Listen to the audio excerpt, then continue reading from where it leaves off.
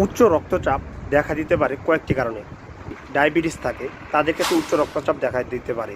এছাড়া যাদের কিডনিতে সমস্যা, থাইরয়েডের সমস্যা, তাদের ক্ষেত্রে উচ্চ রক্তচাপ দেখা দিতে পারে।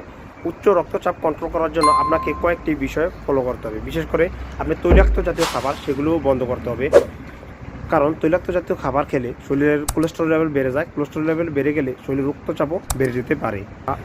খাবারে অতিরিক্ত লবণ না খাওয়া বা কাঁচা লবণ না খাওয়া, খাবারে যতটুকু লবণ দেবেন সেটাই খাওয়া যথেষ্ট। বেশি লবণ খেলে শরীরের উচ্চ রক্তচাপ দেখাতে পারে, কেননা লবণে থাকে সোডিয়াম ক্লোরাইড। সোডিয়াম ক্লোরাইড শরীরের পানি ধরে রাখে। এছাড়া বাসায় একটি প্রেশার মাপার যন্ত্র রাখবেন বা টোনোমিটার যেটা বলে এটা রাখবেন, যাতে প্রতিদিন প্রেশার মাপবেন, প্রেশার কন্ট্রোল রাখবেন। প্রেশার সবসময় 120 বা 130-এর নিচে রাখার চেষ্টা করবেন।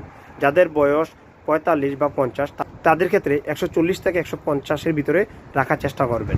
এছাড়া প্রেশার কমানোর জন্য কিছু ড্রাগস আছে, সেগুলো ডাক্তারের পরামর্শ অনুসারে নেবেন। নিজে নিজে ওষুধ খাওয়ার চেষ্টা করবেন না, কেননা এখানে ওষুধের ডোজ মেনটেন করা খুবই প্রয়োজন।